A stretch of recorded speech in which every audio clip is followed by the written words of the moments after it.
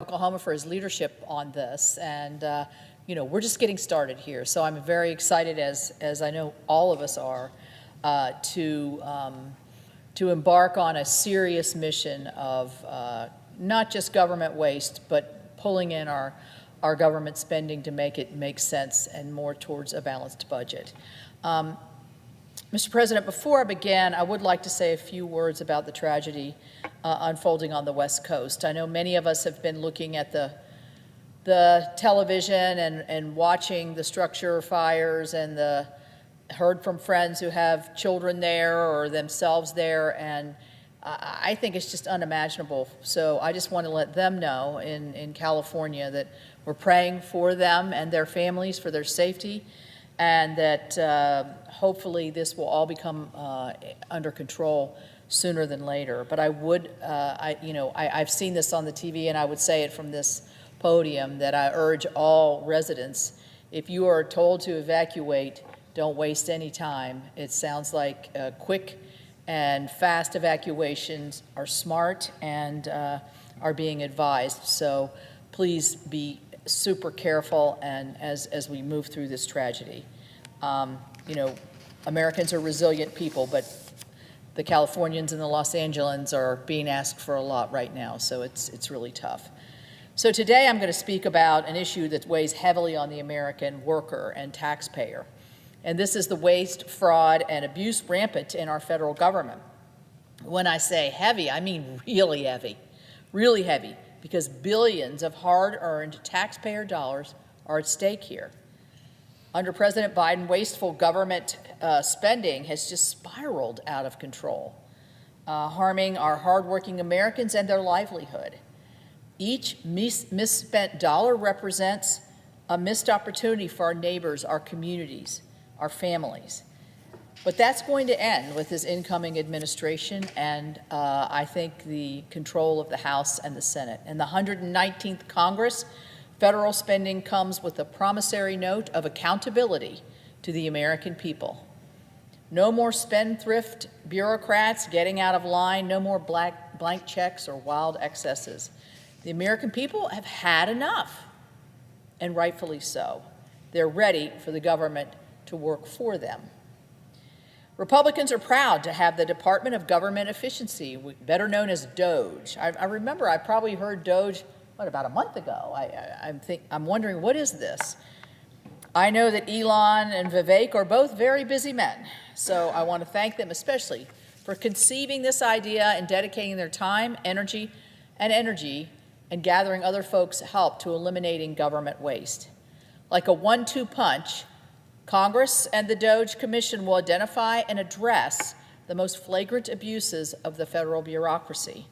DOGE will provide the ideas from these two men, and Congress will bring the constitutional oversight and legislative authority.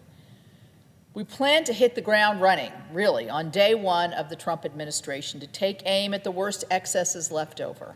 And when it comes to wasteful government spending in the jurisdiction of my committee, which is the Environment and Public Works Committee, which I'm very thrilled to, as of yesterday's meeting, to become the new chairman there, look no further than the groundwork that we laid last year through the investigations of my committee. We worked on looking at the spending in the massive, bloated, ill-conceived Inflation Reduction Act, which has the IRA, so-called IRA, which was a bill passed with only Democrat votes, authorized billions of dollars in new handouts from EPA to the Democrat-aligned groups. And recently, an EPA employee actually admitted its current grant-making process, so that means between now and January 20th, when President Trump takes over, he equated it to being akin to throwing gold bars off the Titanic. Well, that's just the chills of every American taxpayer. Throwing gold bars off the Titanic. We've reached unprecedented levels of waste, fraud, and abuse. The American people rejected this kind of reckless governance in November through their voice at the ballot box. Bureaucrats are desperately, right now as we speak, writing checks because come January 20th, they know President Trump will take the checkbook away and ask for accountability. My committee already has issued a clear warning to the EPA in a letter in December. We demanded to know who's getting these gold bars that are being thrown off the Titanic and to what amounts.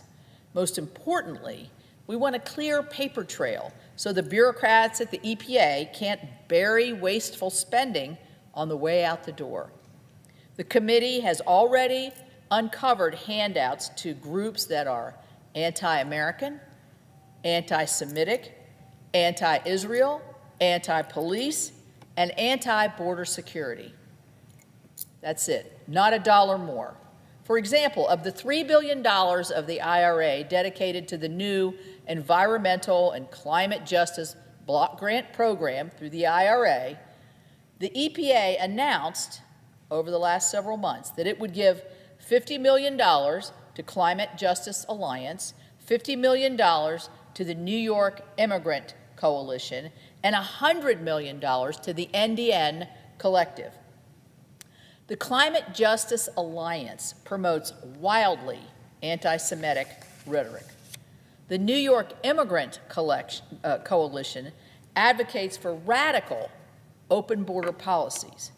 And most egregiously, remember this is the one getting $100 million, the NDN Collective goes as far as to call America an evil country.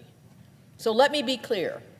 These groups should not and will not receive one dime of taxpayer dollars. The American people should be outraged, as I am, I think you can tell my voice is getting a little bit louder here, abuse of their tax dollars. These funds were meant to benefit them, not to prop up radical political groups or line the pockets of bureaucrats with questionable priorities. Taxpayer dollars should never go to organizations that hate America or our values. It's pretty simple when you put it like that. To say, though, that to those who say there's no alternative, that government is and always will be wasteful, I say, look to the state of West Virginia. My home state has consistently generates large budget surpluses, demonstrating that we can protect our values and our interests without recklessly spending the taxpayers' hard-earned dollar.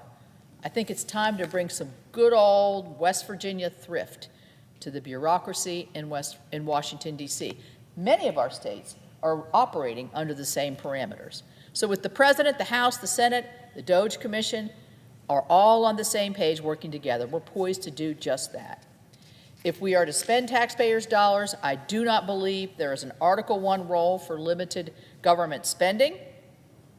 It must be in the furtherance and of the benefit of our nation. The American taxpayer deserves a government that respects their hard-earned dollars.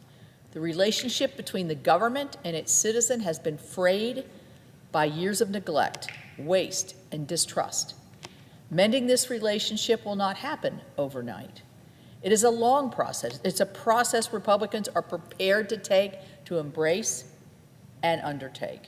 We will end the reckless spending spree, we will put an end to bureaucratic waste, and we will aim to ensure that every dollar that leaves the federal treasury is used in service to the American people. This is our commitment to rebuild trust, to prioritize the needs of the people, and to ensure that the government serves them, not the other way around.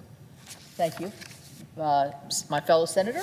I appreciate it, and I look forward to working with all of us here on this very important issue. Exceptionally grateful for all the work that you have done. Thank you. And this does end the first round. I would say we had full participation in the committee, which we're going to expect at every meeting, right? And I am very pleased with that. I also, in the interest of not wanting to hurt a new member of my committee, neglected to welcome Senator Moran as a new member of this committee. So, well, a returning, well, that's why I didn't say anything, because you're returning. In any event, I didn't want to chance those hurt feelings, since mine have been hurt all day by denigrating my mountains, but we won't get into that any longer. So we're going to go to second round, and we'll do it in the same order as the folks that were here.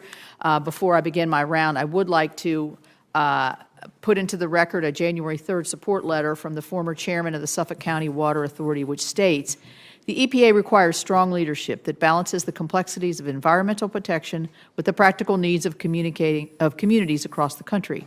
Mr. Zeldin's track record on Long Island exemplifies his ability to lead with compassion, decisiveness, and a clear focus on results. He has already shown his dedication to the values that the EPA upholds, and I'm confident will continue to champion these priorities on a national scale. And I ask unanimous consent, which I'll grant myself, to enter this into the record. I would say there are always no better advocates than our local advocates who actually work with us all the time, and obviously you have a very strong constituency there. I'm going to ask quickly just a couple questions. Class 6 wells, which are used to inject carbon dioxide into deep rock formations, advancing carbon capture and storage technologies, obviously very important to my state.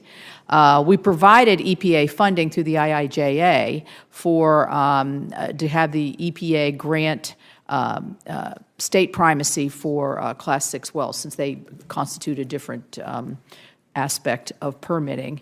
And to date, only 3 of these states have been granted Class 6 primacy. And the EPA has 150 permit applications pending for approval. We have 3 Class 6 well projects under review, and the proposed final action granting West Virginia our state primacy was published in the Federal Register on November the 25th.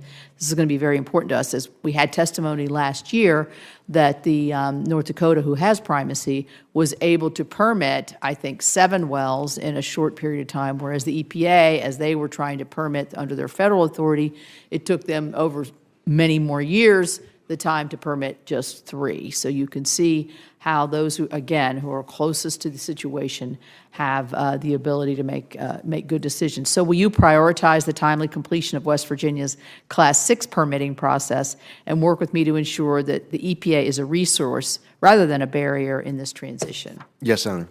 Thank you. You mentioned permitting, and I was very pleased to hear Senator Whitehouse mention permitting reform. We've had lots of stops and starts over the last probably 2 to 3 years on this very issue, and it's holding up construction of critical energy, manufacturing, infrastructure, transportation, doesn't matter what kind of energy, renewable energy, pipelines, whatever. So we need to make it easier to build in America. I believe that's President Trump's vision as well, by modernizing and streamlining our environmental review and permitting processes. Congressman Zeldin, what opportunities do you see for EPA to be able to establish more efficient and predictable permitting processes, in addition to working with all of the other agencies that play a part in this vital decisions? And Chairman Capito, that last part of your question is key for different agencies to be able to work with each other, collaborating with each other, and also for agencies to be able to collaborate with Congress on any opportunities that Congress sees to pursue permitting reform as well. As far as EPA jurisdiction goes, we see a role of the EPA, for example, as it relates to environmental impact statements. There are different issues where there will be opportunities for the EPA to follow its obligations under the law. There's a possibility that Congress might choose to make changes to the law on items that are under EPA jurisdiction. I would look forward to doing my part to make sure that the EPA is not holding up any opportunities to be able to pursue sound applications that otherwise would be and should be approved. Yeah, I think a lot of times in the public domain, permitting reform means to certain people skirting the rules or breezing through environmental reviews without really taking them seriously or actually having them science-based, as we've talked a lot about today. That's not what permitting reform means. Permitting reforms means make these environmental clean air, clean water rules and other agencies work together and work so that we are getting the right result of clean air, clean water, but we're able to move forward. And so I look forward to that. Here's another West Virginia issue very quickly, and it's the Muddy Creek Restoration Project. It's 19 miles of waterways that has acid mine drainage. And West Virginia went about in coordination with the past Trump administration, and it was initially championed by the Biden administration to deliver real results in cleaning up this area of our state. It was a true win-win. the Biden administration, for some reason, which we can't figure out, flip-flopped on this, and they just started putting more burdensome, costly, and a much, much slower cleanup process. So you're still having your acid mine drainage while we're getting hung up here. It threatens projects like Muddy Creek and discourages other communities from pursuing similar efforts to achieve real environmental remediation and benefits. Will you commit to me, working with me in the state, to try to reverse these counterproductive changes and cut the red tape and restore this for more cost-effective but also better environmental results? Yes, Chairman Capito, I know how much of a priority this is. You've been outspoken on this issue. It's my commitment to work with you as soon as, if confirmed, as soon as I'm in that position, I'd welcome that opportunity. Well, I will begin questioning, and then I'll go to the ranking member. In my opening statement, I talked about reliability issues and affordability issues as we see the face the future here. During the last 4 years, the EPA issued a number of rules, and numbers of rules, including the Clean Power Plan 2.0, which was intentionally designed to impose massive new costs on reliable coal-fired and natural gas plants in a deliberate effort to shut these plants down. Unsurprisingly, over this same period of time, the cost of energy skyrocketed 23% over the last 4 years. Now, our nation's electric reliability experts, the North American Electric Reliability Corporation, forecasts over half of the United States could face potential electrical shortages and blackouts in the next decade. This is a dire situation on the reliability. This demand is driven by our onshoring of our manufacturing and powering data centers and other things to win the artificial intelligence race. Congressman Zeldin, as you oversee and implement the EPA's statutory obligations to protect public health and the environment, will you also ensure that the agency takes into account the electric reliability and energy affordability impacts on businesses and American families that needed to keep their lights on and to heat their homes? Yes, absolutely. What is your vision for fulfilling the EPA's statutory mission, particularly in the context of getting the agency reoriented back to the basics of protecting communities from air, water, and chemical pollutions and cleaning up contaminated sites? What ideas do you have as moving forward? Chairman, it's important that the EPA is honoring our obligations under the law, fulfilling the historic landmark laws that are on the books, like the Clean Air Act, the Clean Water Act, the Safe Drinking Water Act. It's important that the EPA is accountable and transparent to all of you here on this committee. It's important that we are working closely in collaboration with career staff at the EPA and working closely with other agencies where there's overlapping jurisdiction to make sure that we are following our new obligations under the law as Congress enacts new laws moving forward, to make sure that we are abiding by the Administrative Procedures Act, that I, as administrator, I'm not prejudging outcomes, that I'm making sure that our actions are durable, that they are able to withstand scrutiny, and at the end of the day, I'm able to sit before you at further hearings and to be able to account for my actions as administrator and our actions as an agency. I look forward to working with all of you in order to make sure that Congress's intent is filled, that we also honor the Loper-Bright decision that was just issued by the Supreme Court to make sure that it is, in fact, Congress's intent that is being implemented, and it's not us as an agency filling in any gaps however we might see fit. It requires a close collaboration, not just internally within the agency, but with each and every one of you as well. Thank you. Thank you. And I should have welcomed your wife, Diana, and Michaela, and your mother, Meryl. And we miss Ariana, but I hope she's watching it from afar. I want to talk about PFAS. West Virginians have had firsthand experience with PFAS contamination and pollution. Everybody does, but we've had a little more. I think we had a little bit earlier, discovered earlier. And I want to continue. We tried last session to get some leading legislative efforts to try to protect essential service providers and American taxpayers from costly litigation and liability. It's a very complicated issue, as you know. but it speaks to one of the core missions of the EPA, which is safe drinking water and clean water. I understand that your New York district has actually experienced the negative effects of PFAS pollution. If confirmed, how do you plan to address the growing challenge of PFAS pollution through the EPA's existing authorities?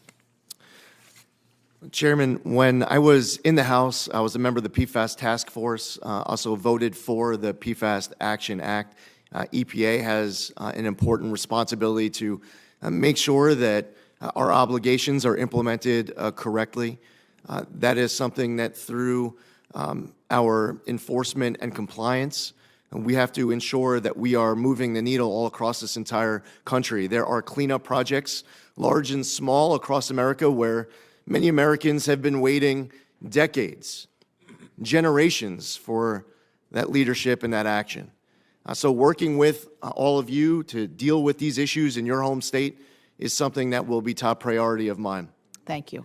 Senator Capito. Thank you, Madam Chair and Ranking Member, and it's great to see you, Secretary Noem, and it was a pleasure to serve with you in the House for so many years. I just want to make a statement in the beginning because this chart, which you can't see, but many of us have seen, the blue lines being the number of people that were coming across the border during the Biden administration, and then the red is what you and the President have done over the last 3 months. I say congratulations. Results speak loudly. Not only are migrant encounters down 95%, but the gotaways are down 99%. To put it simply, migrants are just not slipping through. They're not evading our border patrol. I boil it down to two basic strategies that the administration has done that the previous administration could have done but totally ignored. One is deterrence. When possible illegals look to the United States and see that we are following through on deportation orders in larger numbers, I think that's a huge deterrence along with other things that are occurring. The other one is enforcement of the law. You already just said that. So is there anything else you would add specifically, very shortly, that you can attribute this dramatic drop? You're being accused of breaking the law, and that's the reason the numbers are down. I personally don't believe that. Well, I think having a strong leader in the White House that says we will enforce our laws in this country has worldwide effects. In fact, in where I have traveled to countries in El Salvador, Mexico, and Colombia, their leaders and their governments said, when you talk about the fact that you are now enforcing the laws in America, when your president talks about it, when we see these ads that are running in our country saying, if you want to come to the country and America illegally, don't come. Come the legal way, do the right way. We are now enforcing our laws. They say it has an overwhelming effect. In fact, in Mexico, some government officials, when I was there visiting with them and the president, said that they believe 500 to 600,000 people just in Mexico turned around before they ever got to our border in the last 3 months because they got the message clearly when they were on their way. They heard that and they went back home. Also, I would say Border Patrol is thrilled. They get to finally do their jobs. Right. They get to finally, the morale has never been better. Recruitment is fantastic. ICE is recruiting. CBP's up 54%. I'd say the Coast Guard is up over 100% in recruitment, and the Secret Service is up over 200%. So the fact that they have an administration that's letting them do their jobs again and actually following the law is something they're very proud of. And so I think those two things are really what's making them proud. Okay, you and I talked about this on the phone because of the drug scourge, the non-intrusive inspection, which is a lot of the technologies that can detect in large, when semis are coming through, there's a whole lot coming through the border, and we want to continue that free flow of goods. Where are you on that in this budget? Certainly you need more dollars to be able to, I think the numbers are low, how many you actually inspect or have been inspected. You need the technology our to move ports forward. of entry need new technology and scanners that we just simply aren't scanning many shipping containers right now adequately. A lot of our air freight isn't scanned. Some of these scanners that we have in place need infrastructure around them so that they work in the heat and in the rain. Sometimes they're dysfunctional and shut down. We have railroad cars coming in that aren't getting inspected, and then small packages. Small packages every day that are being shipped in by the millions that we are not inspecting at all. So the kind of technology needs that we have to invest in are costly, but they're secure our country. And when we have a foreign enemy country like China and the PRC that's trying to kill off our next generation of Americans, which is what they're doing to weaken our economy and our society. Those upgrades and that technology advancement will incredibly help us make sure that we know what's coming into this country and it's not a poison that will be killing our kids and our next generation. Certainly have my support with that. I did chair this subcommittee at one point with the ranking member. He was chairing and I was ranking, so we're getting to know each other very well. You have my support there. I do want to say, and I am concerned about the FEMA issue. Coming from a small state that is subject to a lot of natural disasters, flooding in most cases, FEMA, my experience with FEMA, has it been flawless? Has it been, a smooth road? No, but I think it's a vital function, and I'm concerned if we turn it all over to the states. Capacity for the state to really handle this is something that, so I would ask you to tread lightly. I don't really need a response there, but I do want to put on the record here that I am concerned about, I do think we need a national response to disasters. Does it look just like FEMA? I hope, I hope the changes that are made will be able to have them to be able to react quickly and to help our state and local resources. I did invite you to the Advanced Training Center where we do training for Border Patrol. Look forward to seeing you there, and thank you very much. Thank you so much, Senator Capito, and thrilled to hear about the morale at DHS. That's exciting, Madam Secretary. I've run out of time. I yield back. Thank you. This is a fun game we're playing. Mr. Secretary, let's talk about clinical questions and to ask questions and don't give me a chance to answer them. Don't give me time to answer them. Well, maybe in some of my questions you can elaborate on some of that. I want to ask you about the clinical trials because she does have that up on her poster there. Clinical trials are the forefront of research, innovation, and oftentimes represent that last hope for cancer patients and other patients addressing chronic disease when traditional treatments have been effective. These clinical trials often lead to getting life-saving drugs to the market. Has HHS or any sub-agency assessed the impact of patient access to clinical trials through the reorganization effort? We are not cutting any clinical trials. We're not cutting any clinical trials. We're not cutting drug development. Thank you. Cutting administrative costs. A question on indirect costs, because this is a biggie. When it was announced that that NIH announced it would cap indirect costs at 15% for research. We talked about this actually in our meeting. We talked about the possible adverse effects of this. And like I've heard from West Virginia University, Marshall University, which receive smaller amounts, but I've heard from everybody across the country in terms of the research. West Virginia University is a member of the Association of Public and Land-Grant Universities, and they are working along with schools and independent research organizations across the country to come up with a new model for indirect costs. Are you aware of this effort, and have you met with them to discuss their work? I haven't met with them, but we are talking with lots of people about a new way to fund indirect Are you aware costs. of the effort that's going on with a whole bunch of stakeholders that are trying to figure out a way to do this better? Yes, we are, and Jay Bhattacharya is very interested in this. And as you know, Senator, there was some of the private universities that were abusing that. We had Stanford, which has tens of billions of dollars endowment that was using our money. We wasted $9 billion last year of NIH's budget on indirect costs. We're paying some of these universities up to 78%. That money was not going to research, not all of it. In the public universities, we are very much aware that those universities are using the money well, that it is absolutely necessary for them. And we're looking at a series of different ways that we can fund those costs through them, but not through the independent indirect cost structure, which loses all control, which deprives us of all control of how that money is spent. Well, in my many conversations with a lot of the research, because I don't think anybody here wants to lose our valuable research, and I put you in that bucket as well.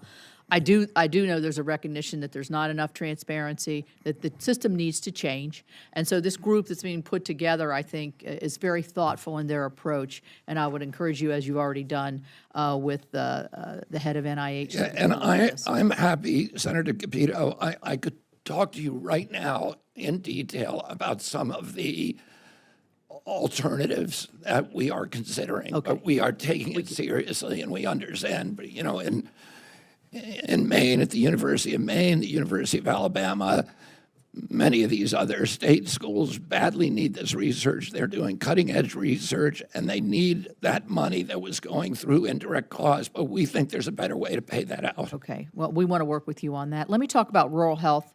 I mentioned it in my opening statement. I know you've been to our state, so you understand the rural nature of many of our states. There's such significant healthcare challenges in rural America. A lot of it around access. The rates of chronic conditions like diabetes and heart disease are among the highest in the country in rural America. HRSA programs are critical to rural health and initiatives.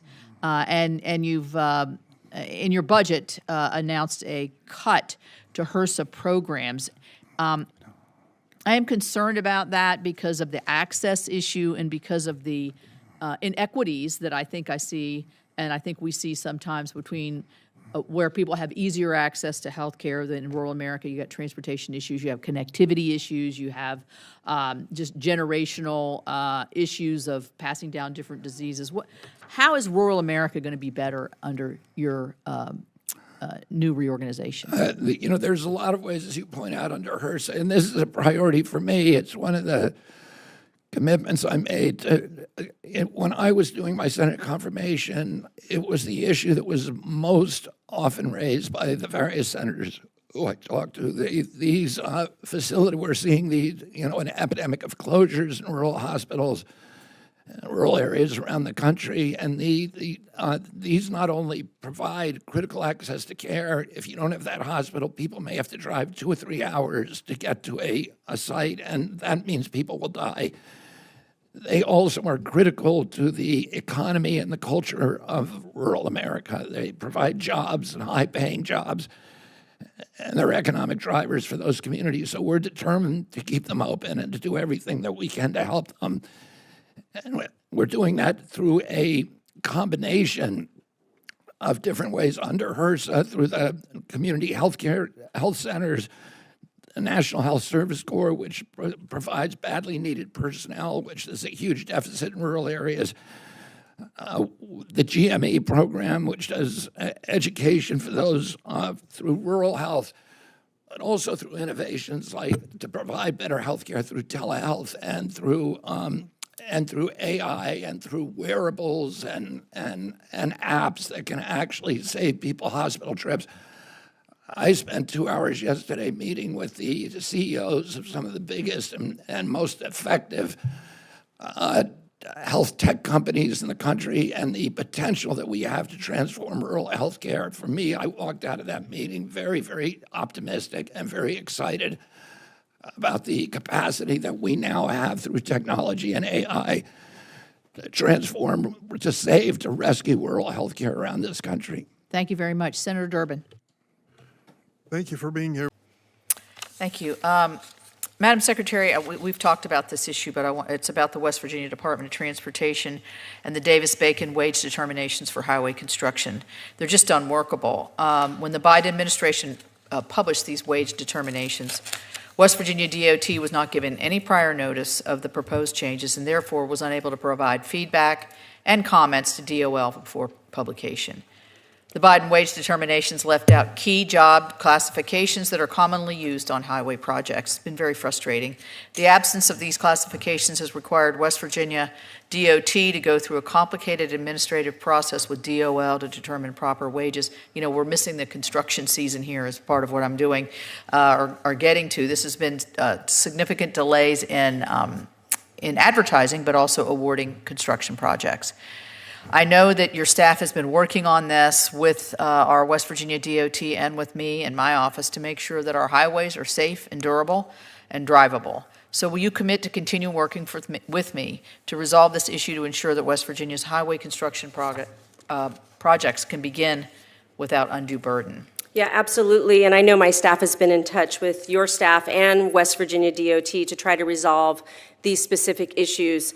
I am committed to working with the wage and hour to ensure that prevailing wage are being correctly calculated and applied appropriately. So I am committed to working with you on this issue. Thank you. That's a timely request. Let's talk about MSHA. I mentioned it in my opening statements. Obviously, it's important to a state like West Virginia, the health and safety of our nation's minors. I'm really concerned because I'm hearing from my constituents that MSHA offices in West Virginia are closing. I'm worried that will reduce the number of mine inspections, which are essential to ensuring that coal that powers our nation is mined safely and that workers return home to their families. West Virginians know far too well the importance of keeping our miners safe on the job, having endured the tragedies that I mentioned earlier. Can you elaborate on MSHA's plan for office closures in West Virginia? And I'm going to name the 3 that we had heard recently that were going to be closed. Those were in Summersville, Mount Hope, and in Welch. Yeah, thank you again. There's no worker, including our miners, which I know are very important to you in West Virginia, that should be concerned about not returning home safe. My goal as the agency head is to make sure every worker is protected. As far as it relates to the MSHA offices, we're working with GSA. That is under GSA's purview. I'm working with them and advocating for those leases to stay open throughout. I don't have the exact number for you, but it's a critical mission to keep for our inspectors and our investigators to be there to make sure that they're assisting to make sure those miners are safe. And I will give you that updated list, but it is to keep those offices open and retain those leases, but we're working on those now. Yeah, much appreciated. I would say that close proximity, it's tough to get from one place to the other. In cases of an emergency, it can really create a lot of lag time if we don't have MSHA there and with our companies and our workers to be able to not just be protective, but to react in case of an emergency. So absolutely, please keep that front and center. Let me ask you this question. What is it, Make America Skilled Again? That's right. Okay. When you say that you've folded, I think I'm hearing that you folded workforce programs into one big bucket. Is that how you're doing? How many different programs do we have in workforce development? Well, there are several, and the goal is to work with our state partners. I can tell you, as I tour around, see all 50 states, and visit with the American worker and visit with our community colleges, our career and technical education schools, the flexibility and modernization of getting that workforce investment is going to be key. I look forward to working with Congress on WIOA, making sure that they have the information that they need to get that through Congress. As a former member and supporting that on education and workforce, it's going to be key for workforce investment. So it's the flexibility of doing so with our respective states. So yes, Make America Skilled Again through essentially a block grant for the flexibility in order for them to have access. That's going to be key for those local communities. Okay, in my mind, what has worked in some instances in West Virginia has been a public-private partnership with workforce programs where students who are maybe a junior, senior, maybe they're in career and technical, maybe they're in regular high school, they don't really are unsure as to what direction they want to go. I'll use Toyota as an example. They work with the local community college to do a blended work study kind of program that at the end really can result in a full-time job, a life job with a great company, Toyota. And so I'm sure you're doing this, but there's a lot of companies come to us and say, we can't find the workforce, we can't do this. And the money spent up front with younger students so they can be exposed to different kinds of careers, and also through a work-study kind of a program that really shows them the benefit of working, the benefit of making, the benefit of learning, the benefit of being able to move up. I mean, we have to have the private sector right there with us with the Department. I couldn't agree with you more. The sponsorship, so to speak, of these companies. Right. I just visited that in Arizona, the exact same model. And we're seeing best practices across the country from a lot of our businesses working with our local education systems to do just that. It's finally that connection between what is the market demand, how can we train them specifically in their respective states, and have the outcome for the companies who are asking us for A, B, and C of the type of workers they need. And so how we connect those dots is essential for me. And so that is the key to my America at Work tour, to visit all 50 states and understand what the market demand is and how we connect those dots. And that is going to come through Make America Skilled Again grants. Thank you. Madam Secretary, I'm going to add my voice of concern with Senator Collins, and you and I have talked about this. on the zeroing out, the elimination of the TRIO and Gear Up programs. You mentioned that I actually did work in one of these programs many years ago. But my state and many of our states, but mine in particular, I think, has a lot of first-time college goers, a lot of students that don't have the aspirational goals either within their family, or they're not looking at how they can achieve education or a certificate or whatever, and that's where I think these programs have been particularly useful. So I would encourage that we look at this again, and we certainly will as a committee, because all of us have this issue within our states in terms of that first-time college goer or student that really needs the extra push, the camaraderie, the community that a lot of these, I've gone to their graduations and been their speaker, and it's really quite delightful to see how far they've come in a short period of time. So I'm going to move on from that question. I want to ask on anti-Semitism. I am the morning before our education, last year, there were protesters at Columbia University. I asked the then secretary, how many people from the Office of Civil Rights have you had actually on the campus to see what's occurring there, to see what kind of violation of civil rights might be occurring on the Columbia University campus. And apparently there was nobody there from the Office of Civil Rights. Your budget proposes to decrease the Office of Civil Rights. How are you, this is not a problem that's going away on our college campuses. We see it now we've got a little bit of a break, it's the summer. How are you going to make sure that the department is taking to ensure that all students, and in this particular case, Jewish students, are able to learn in an environment free from intimidation? Well, thank you very much, Senator Capito. I think it is pretty evident from the actions that we have taken relative to Columbia and looking into Harvard as well, and fulfilling the promise that President Trump made when he was campaigning that he would not tolerate anti-Semitism on our campuses or discrimination of any kind. So I have personally met with first Katrina Armstrong, who was the president of Columbia when the first issue was addressed, and now with the second, Claire Shipman, who is there now. We've talked about the issues on Columbia's campuses, and we have worked with them, I believe, in how we can solve some of these issues. They have to set their policies and their priorities, and they have to enforce them. They can't allow encampments on campuses. They can't allow students to come on dressed with masks so that you can't identify these students. I think they have to also vet the students who are coming in better to see what kind of backgrounds that they have. Even professors who come on campuses, or are they teaching ideology or more in subjects? So I personally have done this in conversations with these presidents, with other presidents of universities, to understand what their policies are. Our Office of Civil Rights has opened many cases looking at anti-Semitism, and we are actively enforcing that, as well as we have defunded some of Columbia's programs, $400 million there, and about $2.2 billion with Harvard.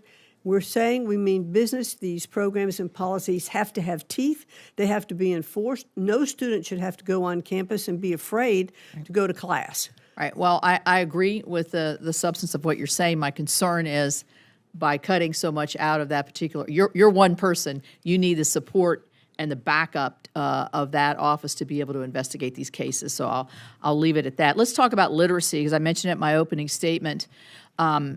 These test scores are very troubling, I think, and you want to try to figure out how do we attribute to this. It's not like there's not great teachers everywhere all around this country trying to figure out how to get their students' achievement moving up in the right direction. I will say this, my state of West Virginia, the state legislature, in recognizing this, did allocate additional funds for reading teachers in the very early, grades 1 through 3 to try to move our scores up, because we have traditionally lower scores. We did actually that did make a difference. Having that extra teacher in the classroom where you can pull a child aside, give them that one-on-one attention, really does make a difference.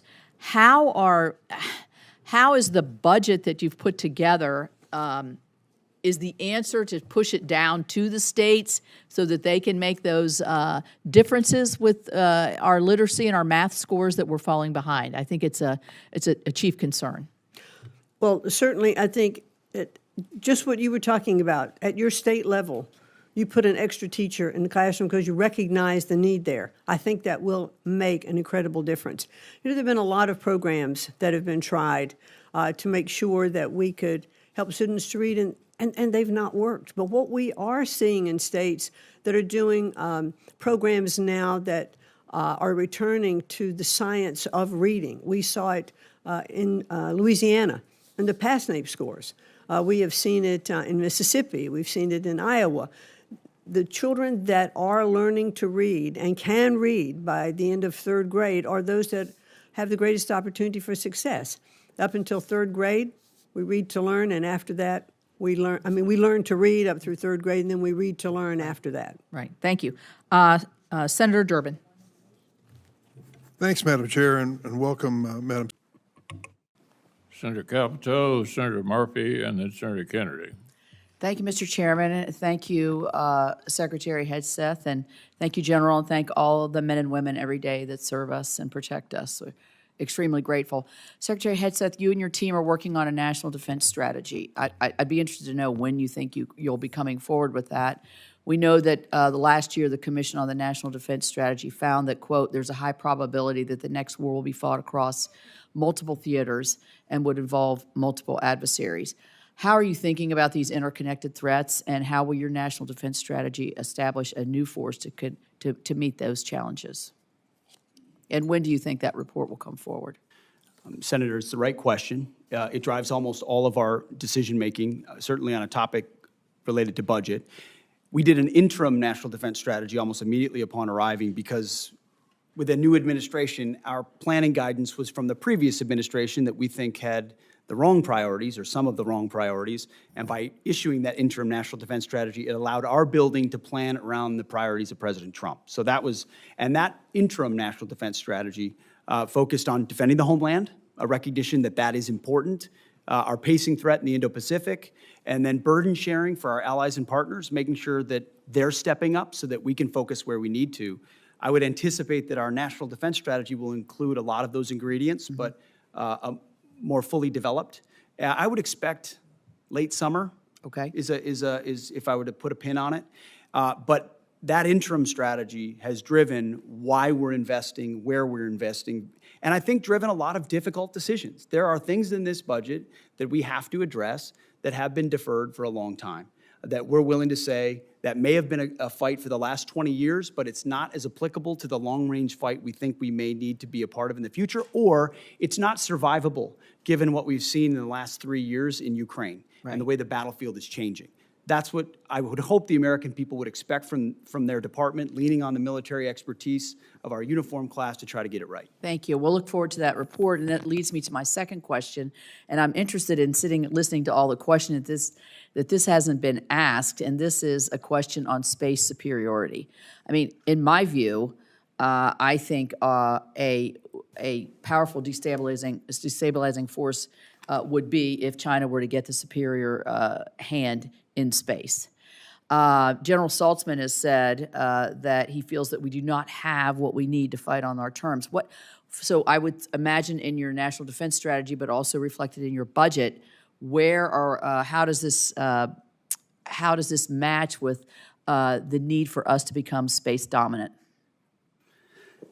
I would be remiss if I didn't take a moment to point out that it was President Trump that created the Space Force when a lot of people said he shouldn't in his first administration. And that's been critically important to us gaining advantages in that space, to include our ability to implement something like the Golden Dome. We also are able to leverage world-class private companies that come alongside DoD to help us with that capability. Obviously, how we rapidly field things is going to matter. And then you'll see, some of which is classified, obviously, ways in which we're investing in this budget to ensure we maintain dominance in space. That is the frontier. That is a COCOM, if you will, that we need to be able to understand fully and defend against and match our adversaries. Well, it's interesting because I think there's a tremendous interplay between the military superiority that we could achieve in defensive capabilities in space, along with what's going to happen in the private sector. Because if we don't achieve this militarily or defensively, we're not going to be able to have the private sector superiority that we all enjoy in every facets of our life. So last question, you mentioned, and I'm very proud of this fact, that the recruiting goals that have been, we've seen them falling short, with the exception of the Marine Corps. I want to give them a shout out because they were meeting their goals. You said that they are higher. So I assume you have some of the statistics as to how much the recruitment is up. I'm curious to know for women, if the recruitment up for women and how you see that. Do you have the statistics? Yeah, with you? I mean, I think there was plenty of pre-criticism that certain groups would not be interested in joining the military in this environment, and we've seen the exact opposite. Because for us, it's not about women or men or black or white. It's about we want the most qualified Americans possible in our ranks who are ready to go, and they have responded. So across the services, the Army's 4 months ahead. The Air Force is way ahead. The Navy's way ahead. And we're going to meet goals well beyond the goals that were reduced by the previous administration because they could not recruit. So we're talking about far surpassing anything that was done before. Is there one prevailing thought when you're doing your after recruiting, talking to a recruit that's signing up? What's the difference? The difference is a commander-in-chief they believe in, Senator. Thank you. Thank you, Chairman, and thank the ranking member, and I thank General Bondi for being here today. And I want to pay you a compliment to begin because you speak with such forceful clarity. It's very nice to hear exactly where you want to go, how you're going to get there, and how important it is to uphold the laws in this country. So thank you for that. Thank you, Senator. I wanted to point out the ATF's National Tracing Center, which is in West Virginia, is the only one of its kind to trace U.S. and foreign manufactured firearms. The facility provides critical information that helps solve crimes, detect trafficking, and track the movement of crime-related firearms. In 2024, that National Tracing Center processed more than 600,000 requests. I just want to make certain that in the budget, that there is enough in the budget to meet the demands and that these critical services can be sustained with the budget requests that you've made. Senator, our budget continues to fully fund the National Tracing Center. I will personally make sure that that is funded. It will continue to be operated by ATF as well, and it does such important work. Even in my years in a courtroom, they do amazing work. I've seen the work they do firsthand, and I would also, in all my spare time, I would love to visit that center. That would be great. I really want to visit that center and see what we can do also to enhance it and work with you on that. It's so important. You know, these are issues that cross party lines. I mean, this is what every American in our country, we should be working together on, and I'm glad Senator Van Hollen has stayed. I know others have other committee meetings, but he stayed here and listened to this. You know, this tracing work helps every American, Democrat and Republican, victims, all victims across every state alike, and it's such important work, and you have been a true advocate for it for your state, and thank you for that, Senator. Thank you, and I look forward to having you visit. That would be a wonderful experience. Good to see it firsthand. I am a little bit concerned about the ATF proposed merger with DEA. I'm not going to ask a question on that so much, but we have received a lot of concern from constituents if that would dilute any of the different functions that each one of those does. Also, on the HIDTA task force, there's a proposal to move that over from ONDCP to DOJ. Well, Maryland, we share a HIDTA task force out of the Baltimore region into the Panhandle. We have one in southern West Virginia. This is critical for our area, the coordination of resources. I got it. How are you seeing that in terms of bringing it? I know it's been proposed in the past. What's your perspective on bringing HIDTA within the DOJ? Yeah, it will go under Office of Justice Programs, OJP, but it will continue to help Americans. I don't think you were here when we spoke about it earlier, but it transfers $196 million to the HIDTA areas, and I will do everything in my power to be sure that those areas and those local law enforcement officers are funded. And I see why people are concerned to go back to the ATF-DEA merger. Change is hard.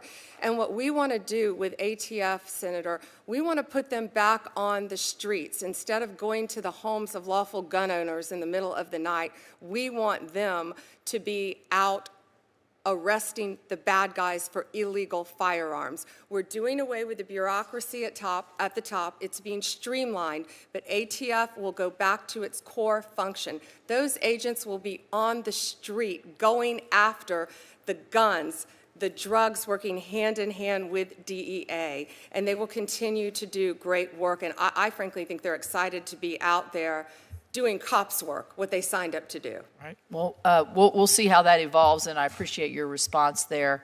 Hazleton is also in my district, which is a very large prison with over 3,000 inmates. They've had some issues out there, big issues out there, allegations of, with staff shortages, gross mismanagement, abuse, cover-up, falsifying documents. I'm sure you're tracking these issues. I do want to compliment the president on his appointment of William Marshall, a West Virginian, former state trooper from the state of West Virginia. He's going to do a fantastic job. So thank you for bringing in such a strong advocate. He's already been very responsive to us on Hazleton, which has had kind of chronic issues throughout the last several years, regardless of what administration it's been. So I want to put that on your radar screen. And lastly, I will say I've been a big supporter of the Violence Against Women Act. I'm proud of the work that we've championed here on the Appropriations Committee for this. It's really sad when you think of what happens in families sometimes, and the proliferation of violence is extremely concerning to me. I've worked in this area for a long time, so I just wanted to let you know my passion in this area. And again, thank you for being here, and thank you all. Thank you, Senator, and thank you for letting us steal Bill Marshall. I think all of you will think the world of him, our new Director of Bureau of Prisons. Good morning, everybody, and I'd like to call this hearing to order and thank everybody for being here. It's a busy day on Capitol Hill, as you all know. Wednesdays are exceedingly busy, and this one is no exception to that. At this hearing, we'll consider the President's nomination of Catherine Scarlett to serve as Chairman of the Council on Economic Equality, and Jeffrey Hall to serve as the Assistant Administrator for the Office of Enforcement and Compliance Assurance at the Environmental Protection Agency. So thank you both for the willingness to serve. I want to give a special welcome to Catherine's family. Catherine, I know because she and I have worked together. Her husband Brian and her parents are here today, so thank you for joining us. And I know that Jeffrey has his parents and his wife here with him today, so thank you all for coming and being supportive. Established by the National Environment Policy Act, also known as NEPA, the Council on Environmental Quality, or CEQ as we call it, is part of the Executive Office of the President. The agency is primarily responsible for advising federal agencies on the implementation of NEPA, and as well as developing and recommending environmental policies to the President. Catherine is very well qualified to lead CEQ. In her current role as CEQ's Chief of Staff, Catherine has supported the efforts of federal agencies to implement the Bipartisan Federal Responsibility Act and ensure compliance with recent court decisions as agencies update their individual NEPA regulations and procedures. She also led efforts to modernize environmental review and permitting processes through President Trump's Permitting Technology Action Plan, recently launching the CE Explorer, which allows the easy identification of more than 2,000 categorical exclusions established by federal agencies. During the time of the first Trump administration, Catherine served in senior roles at CEQ and also at the Federal Permitting Improvement Steering Council. In the 4 years between her service in the executive branch, Catherine served on my staff here at EPW, playing a key role in shaping bipartisan provisions in the Infrastructure Investment and Jobs Act, Economic Development Reauthorization Act, and the America's Conservation Enhancement Reauthorization Act. So thank you for that. As my colleagues know, Ranking Member Whitehouse and I are diligently working on bipartisan legislation to reform the environmental review and permitting processes for all projects. I'm hopeful we can get a bill to the President's desk for his signature. And when we do, I'm confident that it will be implemented faithfully under Catherine's leadership at CEQ. Today, we will also hear from Jeffrey Hall. Thank you, Jeffrey, for being here. President Trump's nominee to lead the EPA's Office of Enforcement and Compliance Assurance. OECA works with EPA regional offices in partnership with state governments, tribal governments, and other federal agencies to promote regulatory compliance and enforce the nation's environmental laws and regulation. The office targets the most serious water, air, and chemical pollution violations under the laws such as the Clean Water Act, the Clean Air Act, CERCLA, and the Toxic Substance Control Act. In carrying out the EPA's statutory authority, OECA must operate within the confines of our federal environmental laws, not invent novel violations to penalize regulated entities. The previous administration placed an outsized emphasis on penalizing regulated entities rather than working with good faith actors in the regulated community to ensure compliance.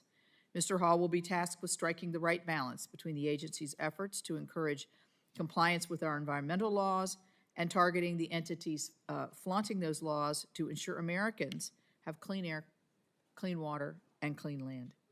Mr. Hall's professional experience gives him the expertise to effectively lead this office. He has worked as a litigator, a prosecutor, and legal advisor representing federal agencies, corporations, and individuals in a wide variety of litigation and in both criminal and civil enforcement procedures. I look forward to hearing how Mr. Hall will navigate the agency's enforcement and compliance priorities today. So, are there further amendments? Senator Murphy. Thank you very much, Madam Chair. I voted no on the underlying budget that we're debating here today, and it's not because I don't appreciate the tremendous work that the chair and the ranking member of the subcommittee and the full committee have done. I understand there's a lot of really important, hard-fought compromise in this piece of legislation. My worry is simply that the president is going to ignore the will of Congress that's expressed in this legislation. And I think that that's an incredibly relevant and present conversation for this Congress to have and for this committee to have. It happens in a number of ways. Obviously, we saw it through the extraordinary use of rescissions. I appreciate, Madam Chairman, your comments earlier today about the potential for a second rescissions package that would, maybe even ignore or work around the ability of Congress to debate and vote on that. And I hope that you are persuasive in that measure. There's also the extraordinary shifting of funds that happens inside these budgets, and the budget that Senator Britt and I wrote last Congress for the Homeland Security Department.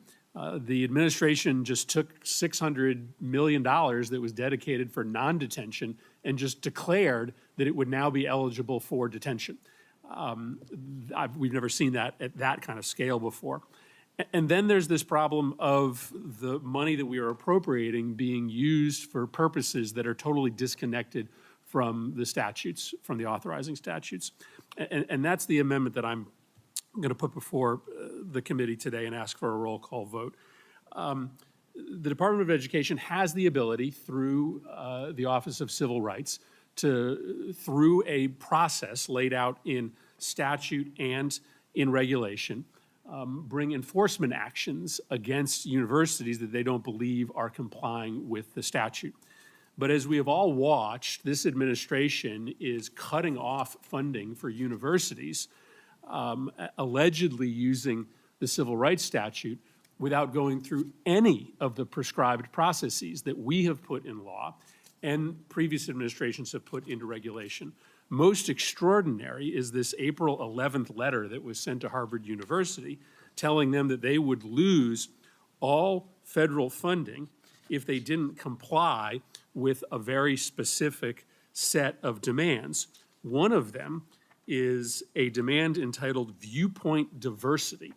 And what they're essentially saying here is that unless this particular university rearranges its hiring so that they hire professors that have a viewpoint diversity approved by the Department of Education, they will lose federal funding. There is nowhere in statute that allows for the administration to withhold federal funding based upon an objection to the viewpoints that faculty hold. On the merits, there's no justification for the withholding of funding based upon that complaint. But even worse, the administration went through no process that is laid out in law and in regulation to give the administration and to give the public the ability to contest and provide input. So I think this is a really relevant matter for this committee. I think the extraordinary ways this administration is ignoring the law or going around the law requires us to do due diligence in making sure that when we appropriate money, it gets used for the proper purposes. And so this amendment that I have before the body just says that the administration cannot use the money appropriated for the Office of Civil Rights until their Inspector General comes to a simple conclusion that when they are carrying out enforcement actions against universities like Harvard, that they just simply go through the processes and procedures laid out in statute. We can debate the merits, but at the very least, we should be requiring the administration to not go around the processes that we have set out. If they went through those processes, it would be a lot easier for us, for the university, for the public to litigate whether or not this administration has any right in order to withhold funding just because they think there are too many liberal professors on campus. And I will just say, if this does become normalized, if the President of the United States gets to deny funds to universities because they don't like particular political viewpoints of the student body or of the faculty, that is a Pandora's box that is hard to ever again close. And no Republican on this committee would want a Democratic president cutting off funds to their state universities just because they think that there are too many conservative voices on campus. So I appreciate you letting me explain this amendment, and I would ask for a roll call vote. Senator Capito. Thank you. Thank you, Senator Murphy, for your amendment, which I strongly oppose for a lot of different reasons. But let's just go back and see what was happening on our campuses, particularly in the Northeast, in terms of anti-Semitism. Rampant, I think, violation of civil rights of many students on those campuses, and some of those higher education institutions have come to the table with the administration and said, yes, we're going to make changes, and that's because of the violations of the office of what is under the Office of Civil Rights under Title VI. When the former president's Secretary of Education came before this committee, I pointedly asked him, do you have a staff member, have you been, this is right in the heat of it all, to Columbia University? No, we didn't send anybody there. What kind of enforcement is that when your families and Jewish students don't even feel safe on their own campus? So your amendment would halt the work of the Office of Civil, and you say a simple statement, but your amendment basically says you would do a review of all actions towards institutions of higher education that have taken place this year. The inaction that was taken in the previous administration actually troubles me a lot. And the inaction at the highest levels of higher education to let this happen, I never thought I'd see anything like this again. When my dad went across the ocean in World War II to save a nation, a world from anti-Semitism. So I think to try to halt the Office of Civil Rights, to me, at this point in time where we find ourselves, even if you say it's just for a short period of time, what in government ever takes a short period of time? I mean, that doesn't exist here. So I would say it's contrary to the purpose of the office to pause investigations, and I would oppose your amendment. Madam Chair? Senator Ossoff. I'm not sure if I'm the only Jewish member of the committee, but I just want to say for the record that I utterly reject this administration's cynical exploitation of this issue, which it uses as a fig leaf to take control of and impose its will on institutions of higher education and other critics. Thank you. Are there other members who wish to comment on the amendment? Madam President.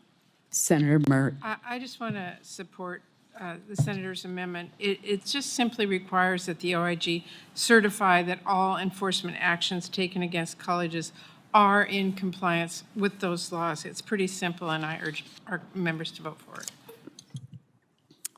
With that, seeing no further members seeking to speak, the clerk will call the roll. Senator McConnell.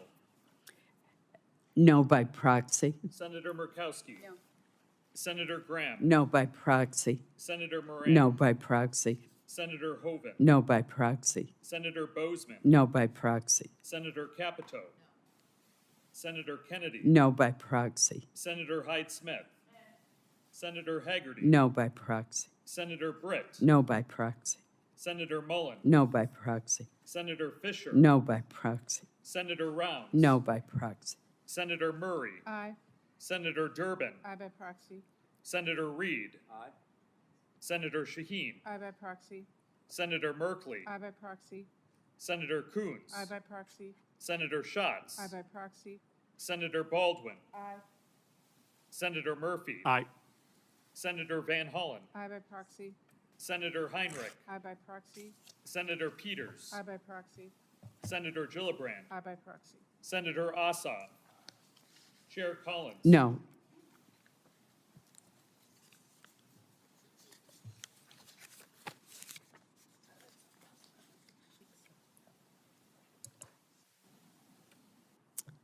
On this vote, there were 14 ayes and 15 nays. The amendment is not agreed to. Quorum call, please. Without objection. Thank you. Mr. President, here shortly I will ask unanimous consent to vote on the nominations of Jess Kramer to be the Assistant Administrator of the Office of Water and at the Environmental and Protection Agency, and Mr. Sean McMaster to be the Administrator of the Federal Highway Administration. But first, I must speak on the historic delay and obstruction that my Democrat colleagues have put towards President Trump's nominees. So far this Congress, Democrats have not let one single civilian nominee pass by unanimous consent or by voice vote. By this point in the Biden presidency, 76 civilian nominees had been confirmed by voice vote or unanimous consent. This is truly an unprecedented moment in this chamber's history. For years, we have operated under courtesy and precedent to move swiftly to a portion of the president's nominees who have bipartisan support. For example, 90% of President Obama and President George W. Bush's civilian nominees were passed by voice vote or unanimous consent. And even in President Trump's first administration and the Biden administration, more than half of their civilian nominees were confirmed by voice vote or unanimous consent. Now, though, we have blanket obstruction, regardless of the qualifications or bipartisan support some nominees have. So as a result, President Trump's second-term civilian nominees have been subject to 120 cloture votes. Well, if somebody watching from West Virginia might not know what that means obstruction, time delay, and inability to get nominees through. That's 29% more than the total of all the cloture votes for nominees in the first 200 days of the Obama, Trump, and Biden administration combined. So procedural hurdles have led to these nominees averaging 94 days between nomination and confirmation in the first 200 days of President Trump's second term. That's 24 days longer than President Biden's nominees, 40 days longer than the nominees in President Trump's first term, and 53 days longer than President Obama's first term nominees. Regardless, the reason for obstruction, our Democrat colleagues have been refusing to place well-qualified nominees in agencies where they can be responsive to all in Congress and help administer programs with congressional oversight and accountability is short-sighted and counterproductive. So I would like to take a moment and speak about two well-qualified nominees I mentioned that have passed out of my EPW committee with bipartisan support, but have been waiting for months, literally, for consideration on the Senate floor because of dilatory tactics. First is Jess Kramer, She's the nominee for the Office of Water at the Environmental Protection Agency. Jess has 13 years of experience advocating for clean water at both the state and federal level, as well as in the private sector, and is exceptionally qualified to lead EPA's Office of Water. Jess was voted out of the EPW committee with a bipartisan vote of 15-4 in April. That was 148 days ago. She has built a career crafting practical bipartisan solutions to improve water policy and ensure that communities have access to safe and reliable drinking water and wastewater infrastructure. During Jess's time working for me on my EPW committee staff, she played a role in shaping the water provisions in the Bipartisan Infrastructure Investment and Jobs Act, securing historic investments to modernize drinking water and wastewater systems, remove lead service lines, and to address emerging contaminants.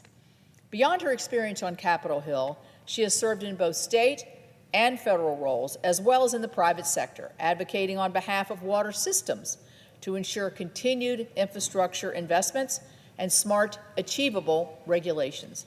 She understands that environmental protection and economic growth can go hand in hand, and she knows how to ensure regulations are clear, fair, and based on science. Jess is exactly the serious civil servant all senators and the American people should want in place now. So I would ask unanimous consent that the Senate proceed to the consideration of the following nomination. Executive Calendar number 89, Jessica Kramer, to be an Assistant Administrator of the EPA, that the Senate vote on the nomination without intervening action or debate, the motion to reconsider be made and laid upon the table, and that the President be immediately notified of the Senate's action. Is there objection? Mr. President. Senator from Rhode Island. Reserving the right to object. On April 9th, I voted for Ms. Kramer in the Environment and Public Works Committee. Since then, the EPA has devolved into a cesspool of fossil fuel corruption. As ranking member of EPW, in my constitutional oversight capacity, I have sent 12 oversight letters to EPA asking for documents and communications, as is my duty and my right. Also, several QFRs. As of July, when we went through the closing nominations exercise, I'd received substantive responses to precisely 0 of those 12 letters. So, prior to that August recess, we explored a deal to include Ms. Kramer in the noms package for pre-August recess action if we could get the substantive oversight responses we were due on four of the 12 topics. These were EPA's grants freeze, Administrator Zeldin's false statements about the Greenhouse Gas Reduction Fund, EPA's plans to rescind the endangerment finding, and EPA undoing the greenhouse gas reporting program at industry request. I actually consider that to be a minor ask, because it is the administrator's constitutional duty to answer honestly to congressional oversight. Plus, he'd made a promise to the chairman and to the committee at his confirmation to be responsive. Nevertheless, EPA was not willing to provide responses to these questions. I will emphasize this was EPA's decision, not Chair Capito's decision. She is blameless in this. It is EPA that is stonewalling congressional oversight. So that is where we are. We actually just received QFR responses from Administrator Zeldin, which persist in unresponsive and unprofessional non-answers and no provision of documents. In fact, prevarication, insult, and invective have characterized the so-called responses. I say to my colleagues and to the distinguished EPW chair, I don't think it's a big ask that executive branch agencies take congressional oversight seriously. I believe that if former EPA Administrator Regan had ever responded to Senator Capito as EPW ranking member in such a manner, or frankly to any other member of the committee, then Chairman Carper would have hit the roof. To me, EPA is augmenting its corrupt favoritism for fossil fuel polluters with an unconstitutional rejection of congressional oversight, perhaps because there is, in fact, much to hide. Again, honest agency answers to a ranking member ought not to be a big ask. It ought to be the ordinary course of business. A reasonable and good faith effort to comply should be expected. We asked for answers to 4 of 12 letters. There's an easy answer here, that EPA follows the law and the Constitution and the administrator's own promises. But failing that, since EPA won't, I regretfully must object. The objection is heard. I thank the ranking member. I don't thank him for his objection, but I thank him for weighing in here today and working well on the committee. I do think that somebody as talented as Ms. Kramer would make the EPA run not much more smoothly, but also she is such a professional. But I don't think we're disputing the qualifications of the nominee. So I will next like to turn to Sean McMaster, the nominee for the administrator of the Federal Highway Administration within the U.S. Department of Transportation. Mr. McMaster was again voted out of the EPW committee in a bipartisan manner. The vote was 12-7 in June. He has more than 10 years of government service working in the United States House of Representatives and at federal agencies, including the U.S. Department of Transportation. For the last 5 years, Mr. McMaster has worked for 2 private sector transportation companies, first serving as a national practice consultant and vice president at HNTB, and most recently as the vice president for commercial aviation and transportation at the Boeing Company. Mr. McMaster's professional background, both in the public and private sectors related to transportation policy and implementation, makes him especially well suited to lead the Federal Highway Administration. The Environmental and Public Works Committee is now hard at work developing the next surface transportation bill. This is a major undertaking. We have received hundreds of requests from senators on both sides of the aisle regarding this legislation. My goal as the chair is to mark up a bipartisan reauthorization bill in the EPW committee later this year as a step towards having the bill signed into law by next September, when the previous bill will lapse at the end of September 26. Our committee works closely with the Federal Highways Administration in the reauthorization process.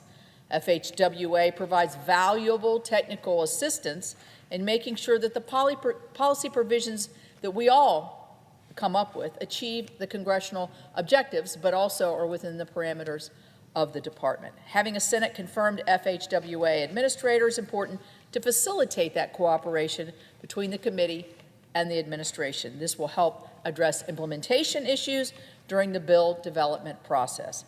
And I believe that our bipartisan reauthorization process would benefit greatly from Sean McMaster's confirmation. So with that, I would ask unanimous consent that the Senate proceed the consideration of the following nomination. Executive Calendar Number 177, Sean McMaster to be Administrator of the Federal Highways Administration. That the Senate vote on the nomination without intervening action or debate. The motion to reconsider be considered made and laid upon the table, and that the President be immediately informed of the Senate's action. Is there objection? Mr. President. Senator from Rhode Island. Reserving the right to object. I voted for Mr. McMaster in committee. Indeed, I pushed for his inclusion in a nominations package before the August recess, and I succeeded. He was included for confirmation at that time in that package. I had asked DOT to release its new national electric vehicle infrastructure program guidance, and to do so timely as consideration for supporting Mr. McMaster's inclusion in that nominations package. But then what happened? President Trump did not agree to the package. Indeed, he rejected it, adding, for good measure, an all-caps blast at the Democratic leader that he should go to hell. And so Mr. McMaster did not get confirmed, even though he was in the package, because of President Trump losing his temper and objecting to the whole package. DOT nonetheless has released the NEVI guidance, and it is very workable for states. For that, I am thankful, and I would like to support Mr. McMaster. Unfortunately, last Friday, DOT announced without warning that it was terminating nearly $700 million in grant funding for 12 port projects, including an $11.25 million grant to the Port of Davisville in my home state of Rhode Island. I got no prior call or explanation from DOT, just boom.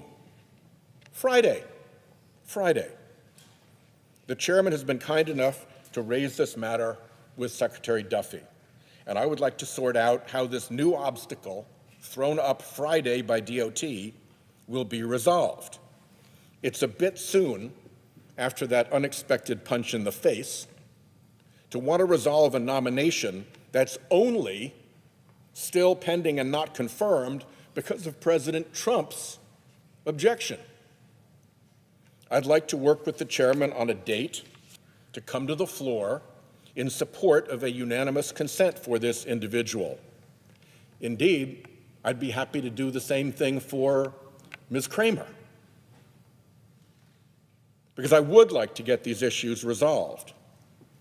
But the port hit was an unexpected and, in my view, unjustified blow.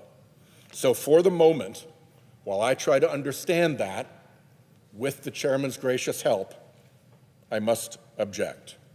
And if I may, I would add that there was a third candidate involved in these conversations, Mr. Tella, who was also, for an Army Corps position, who was also primed to be on that nominations list with my support.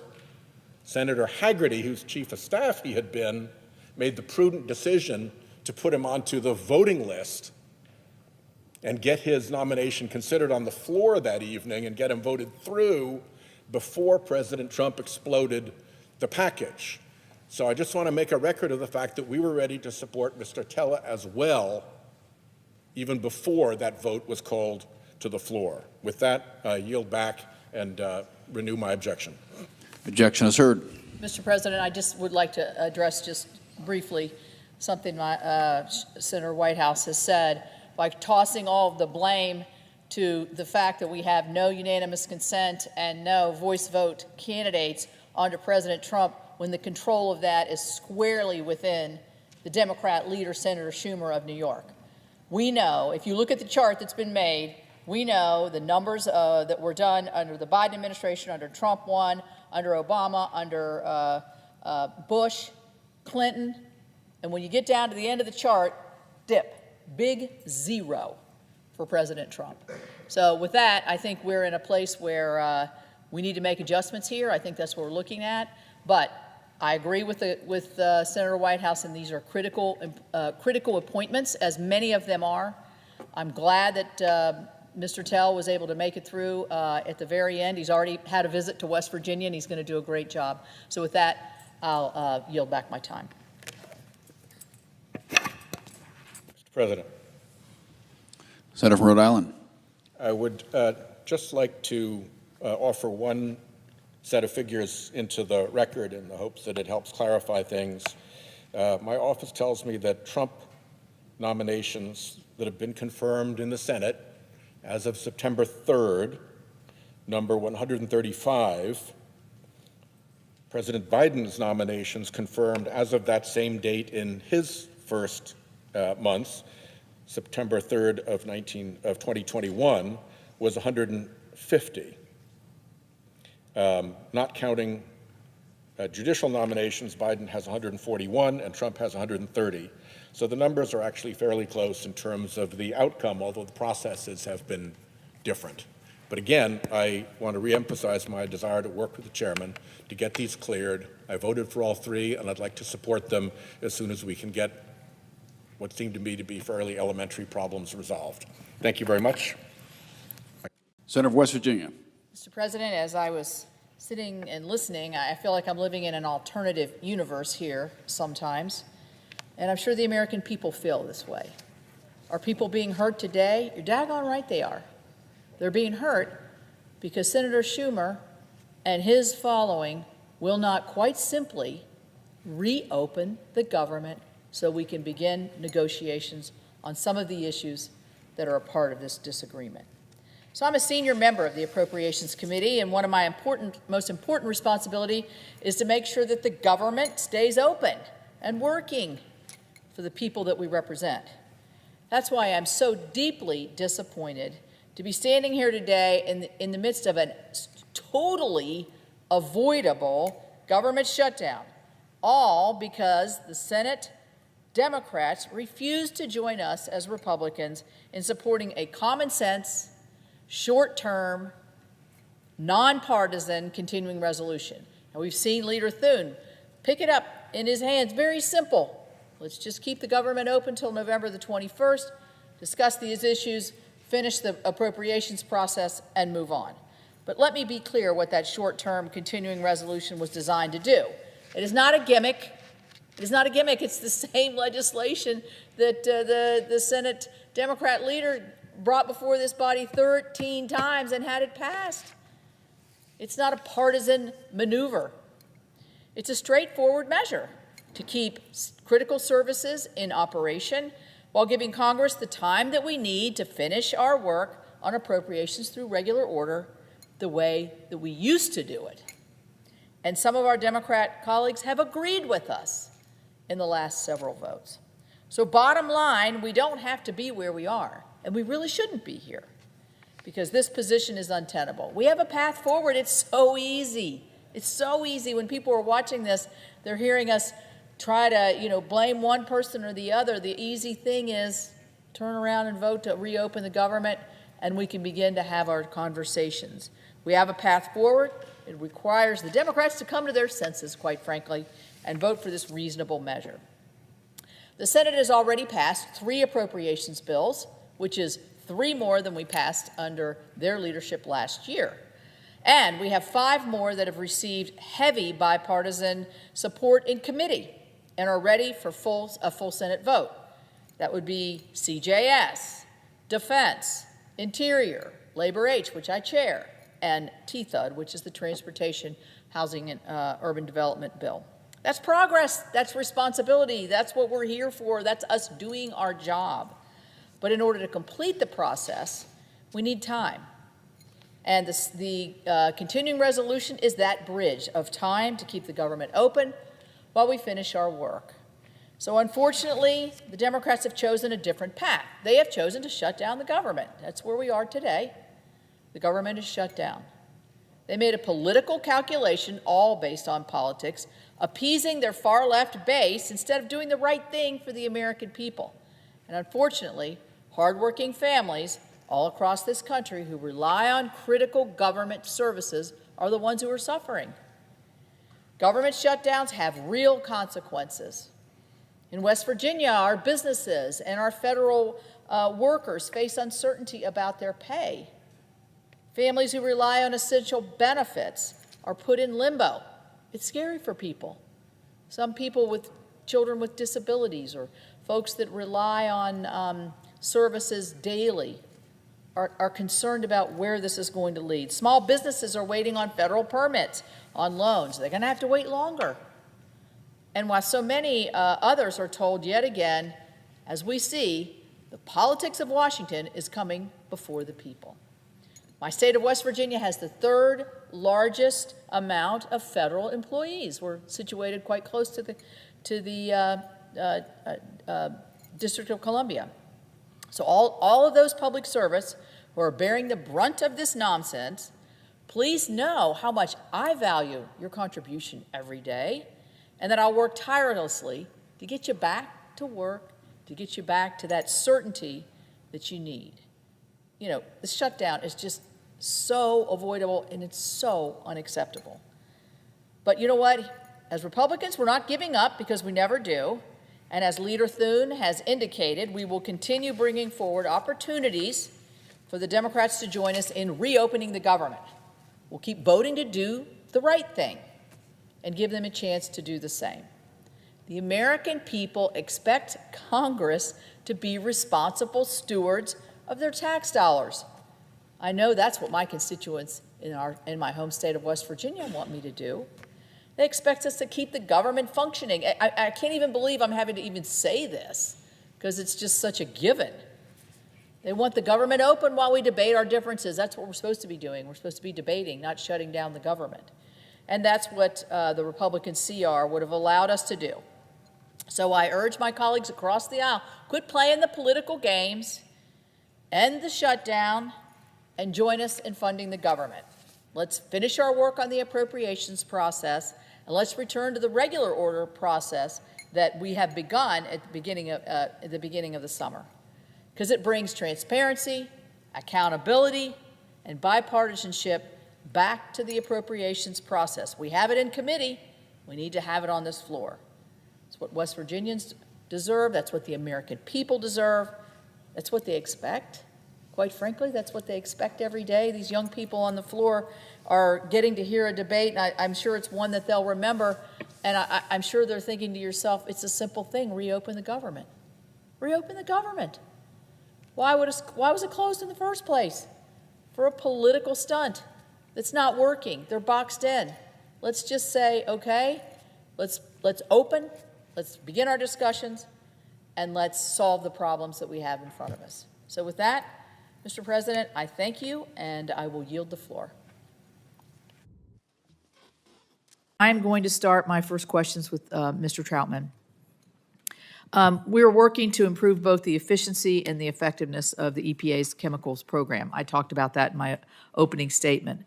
Much of the public conversation is focused on speed or ways to address unacceptable multi-year delays in the review process. However, American innovators are also concerned about the outcome of this process. It needs certainty. If EPA continues imposing burdensome restrictions in the world, it will effectively make it impossible for our U.S. businesses to commercialize their new products. This creates massive uncertainty that new chemistries will be funneled into a commercial dead end, even if they survive this long, drawn-out, multi-year review. So, Mr. Troutman, I have two questions for you. Do you agree that the problem is twofold, both timeliness and outcome? That's my first question. And then as a follow-up, what specific reforms would you pursue to achieve both faster reviews and predictably commercially viable outcomes? Senator, I appreciate the question and the discussion we had in your office very much. Senator, EPA needs to ensure that the reviews of new chemicals are timely, using the best available science, and to follow the statutory instructions provided by Congress. And in direct answer to your question, Senator, it is both twofold. It is timeliness and it is outcomes. So I acknowledge your concerns and your observations with the program.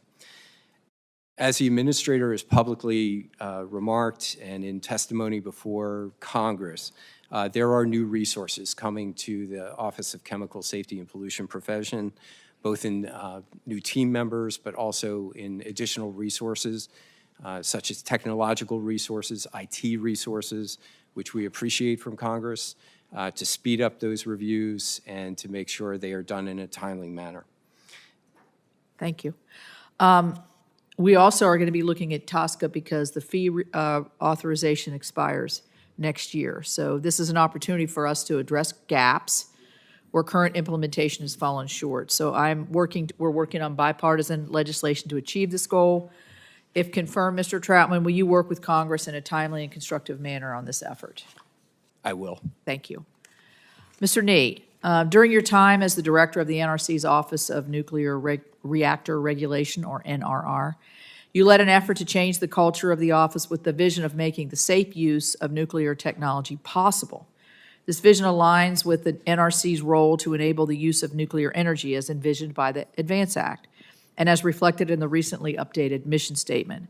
Would you discuss your experience at NRR and how your efforts to bring about a culture change will help shape your vision for the agency as a member of the Commission? Yes, Chairman. In my role as Director of NRR, as I mentioned in my statement, we embarked on this culture change to become a more enabling regulator.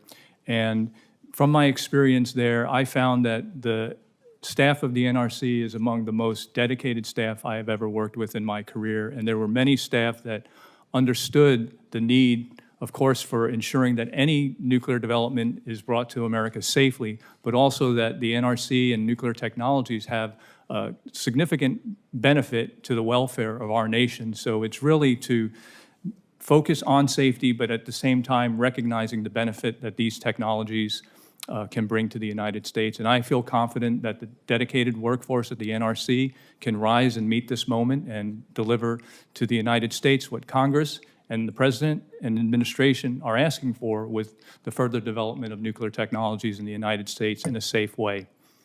Well, thank you. Just as a follow-up to that, anytime you're in a conversation as we're talking about the shortage of energy or the need for more energy, and nuclear enters the conversation, it's almost as if there's a rolling of the eyes of people that you're talking with, whether it's somebody on the manufacturing and technology side, because they feel like we're never going to really get there because of the length of time and the expense that all of this. But I think it's important, and I'd be interested to hear your insights into what our international leadership needs to be. Yes, it's important for our nation, but it's important for our nation to lead here and be the world leader. What is your perspective on that? Yes, Chairman. Referring back to the vision that we embraced when I was last at the NRC about making the safe use of nuclear technology possible, one element of that was to reassert America's leadership in nuclear energy.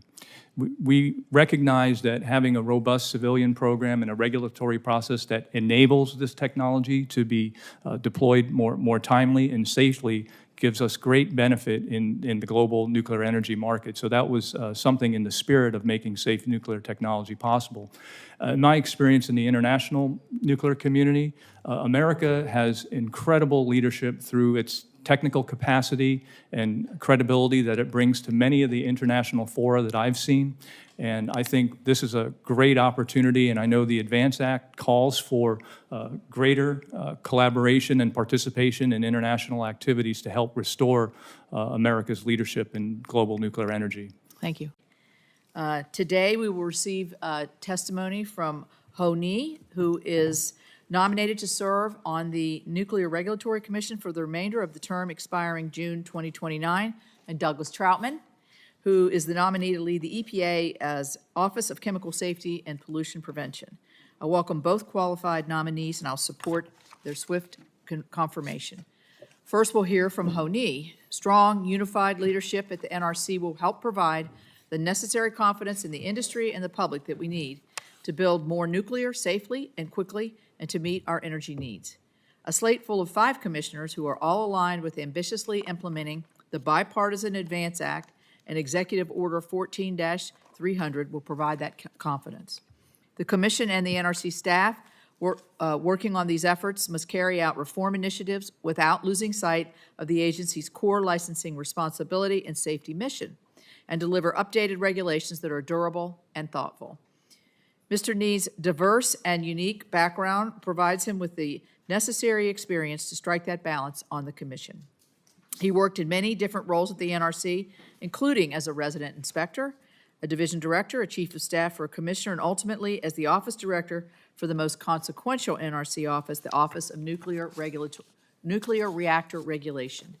In addition, he's had 2 stints at international nuclear organizations, the International Atomic Energy Organization, and OECD's Nuclear Energy Agency. Mr. Nee has also led a large nuclear utilities regulatory affairs program. Most recently, he was detailed to the Institute of Nuclear Power Operations, the nuclear industry's own safety watchdog. Today, we will consider the nomination of Doug Troutman to serve as Assistant Administrator for the EPA's Office of Chemical Safety and Pollution Prevention. This office is central to how our country regulates chemicals, protects public health, and sustains American competitiveness in critical industries. If confirmed, he will inherit an office with well-documented problems and high stakes for the country in successfully addressing them. Mr. Troutman brings 18 years of progressively more senior leadership at the American Cleaning Institute, having concurrently both led their legal and government affairs teams for more than a decade, also serving as the interim co-CEO during the final 9 months of his tenure. I'm confident that Mr. Troutman's legal and regulatory experience has prepared him for this role. The current chemical safety system bears new, often safer innovations under years of scrutiny and restrictions. That is the opposite of what Congress intended in the bipartisan 2016 TSCA amendments. Instead of a balanced, science-based approach, the system today assumes the worst of every product while leaving legacy chemicals largely untouched. As we work to improve TSCA, the committee has received feedback on what works and what needs to be fixed. We have repeatedly heard that customers now prefer older chemicals over new ones saddled with restrictions. Greener or safer alternate chemicals are abandoned due to excessive regulatory burdens. This doesn't make sense to me. We have heard that EPA imposed restrictions that create major business impacts, such as shelving products, delaying investments, and moving projects overseas. The economic impacts of this status quo are clear, and the environmental costs are especially troubling. For one large company, even when its customers tried to purchase safer chemicals, restrictions could be so unworkable that compliance is unfeasible. For example, the EPA set a discharge limit for one chemical so low that the only way to comply was to incinerate wastewater. We're literally forcing companies to burn water to bring safer chemicals to market, an absurd backwards outcome. The GAO and the EPA's Inspector General both concluded that the EPA's dysfunctional implementation of TSCA is not really a resource problem. It is a combined issue of leadership, management, and culture. I look forward to hearing from both nominees on how we can efficiently support innovation and improvements for environmental safety. I will now turn to our ranking member for his opening statement, and then I will turn to Senator Britt to introduce one of our candidates. Thank you. The chair recognizes the chair of the full committee, the great senator from West Virginia. Thank you, Senator Curtis, and thank you for having this hearing. And Mr. Huntsman, I'm going to start with you, kind of along the lines that we actually were on when the confirmation hearing for the assistant administrator of the EPA Chemical Office, as I raised concern both about the pace, but also the predictability of a new chemicals process. And I think speed, we've talked about speed, and that clearly matters, but predictability matters as well, especially when you're making, large investments or trying to move science forward. So when the EPA consistently imposes restrictions that go well beyond what's required in other nations, it can raise some questions. So we're seeing innovative chemicals approved in countries, and you mentioned this, with robust safety programs like the European Union or Japan, that but they face burdensome restrictions here, and so it can't be commercialized in the United States. So from your perspective as a global manufacturer, when the U.S. imposes more restrictive conditions than Europe or other major markets and takes longer to do it, how does that affect where you choose to invest and to make your new chemical developments? Well, today we have some 450, the best of my knowledge, about 450 products that are in the pipeline waiting approval right now under TSCA. About 10% of those are expected to be approved within the 90-day time period. About 40% of those will go longer than 1 year, and some of those will go to sometimes up to 2 to 3 years. You take some of these same formulations and downstream applications and so forth to a country like China, and they will put a high priority. Well, they will get it done within a 90-day time period. The government will give you incentives to build, to innovate, and to invest locally. And literally in the time that you can get approved in the United States, you can be up and manufacturing that product in another country. And again, when I mentioned earlier, therein lies the new standards of that finished application. And whether it's in aerospace or whether it's in drinking water bottles and so forth, it's an international race that we're in right now. That competition is real. But to clarify, it's not an international race to the bottom in terms of safety and innovation. It's really the opposite. In innovation and many times I think the goal is more safety in developing new chemicals. Would you agree with that? Absolutely. The scrutiny that we're under today in new chemical development, forget for just a second about the issues around government approvals, but the trial attorneys and the multi-hundred-billion-dollar industry that exists on suing the chemical industry when it gets it wrong is such an enormous incentive. When we come up with new products today, I believe that in my 40 years in this industry versus where we were 10 years, 20 years, 30 years, it's like everything else in our economy. It's cleaner, it's more innovative, it's better, it's more thorough. Our scientific data and analysis is better today than it's ever been. So no, it is not a race to the bottom, but it is a race on speed, and it is a race on how quickly you can innovate and get to the next phase. Thank you. I think that's part of what Senator Bozeman was referring to several years ago. We did make it certain so that the chemicals office could hire more people, could go off scale, could do it quicker than the normal bureaucratic malaise of trying to get people hired into the EPA. So it hasn't been successful, but that was part of the goal that we had because they felt like they were understaffed. So Dr. Gross, let me ask you about a question on obsolescence of new chemicals. Have you ever seen where innovation moves so fast, but materials developed may be outdated in 5 years? Have you ever seen instances where the chemical improvement process took so long that a new beneficial chemical effectively became obsolete before it could be used in the United States? Thank you for the question, Senator. I'm actually going to take that and I'm going to turn it a little bit. Our experience is actually a little bit different. When you talk material obsolescence, one of our biggest challenges is, and I'll use an example for flame retardants.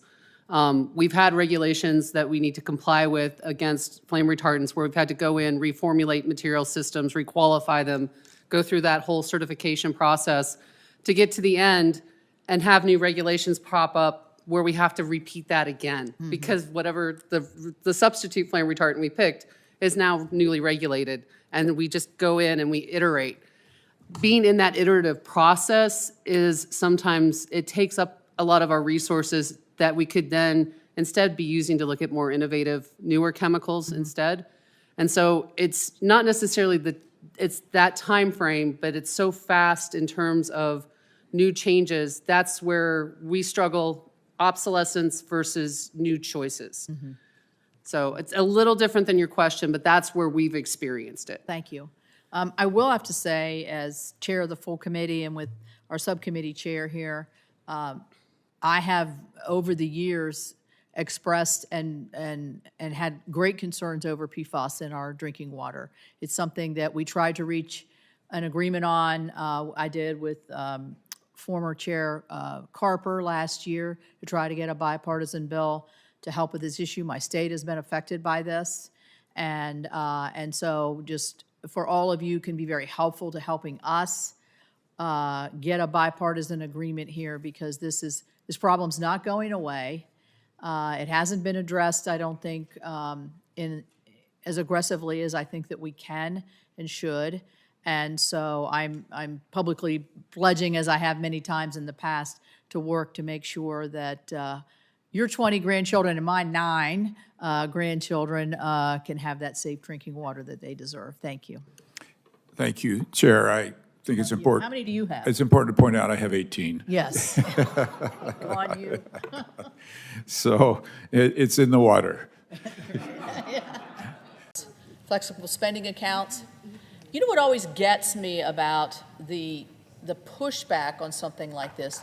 When people are going to be able to make their own decisions and have the money go to them rather than an insurance company, for some reason the other side always underestimates the real intellect and the real thoughtful decision-making that go on in families every single day. no matter what your socioeconomic, how much money you make. They always underestimate the voter, and they're underestimating the ability of a family to make a decision about their own health care when they do that. So I congratulate him for his thoughtfulness, as always, and really common sense and really simplicity of what he's really saying. So if anybody's been outside today, and I know many of you are here working, unfortunately, it is an absolutely gorgeous day. Great day for football. Beautiful sun, not too hot, not too cold, gorgeous day. But for a lot of people, it's not a good day. A lot of people around this country are wondering when they're going to get to go back to work, when they're going to get paid, how they're going to feed their families, is their trip going to be canceled? All of this has been put on to the American people, and here we are again, day 39 of the Schumer shutdown. And what is there to show for it? Well, nothing, except a lot of pain on a beautiful day.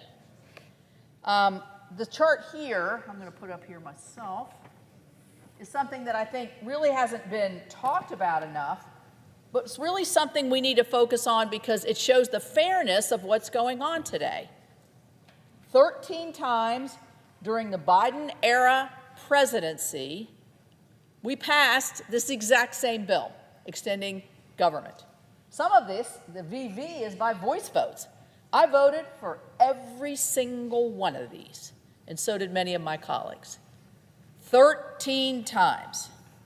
And so I think you have to look at the contrast of we've well exceeded this 14 times and probably will again, where we're getting total obstruction from the other side.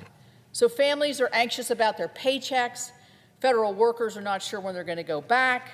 Capitol Police, the folks here, many of the folks in and around the D.C. area, and many West Virginians, because we have a lot of federal employees, don't know where their next paycheck's coming from. I'm really concerned about our SNAP recipients, about whether they'll be able to put food on the table. We have travelers stranded in airports all over this country. And our air traffic controllers, many of them are pushed to the brink. They're not getting paid. They've got a lot of anxiety about that because they have so many obligations, like many families. They can't meet the obligations. Veterans are facing delays as well. You know what? The American people do not deserve this.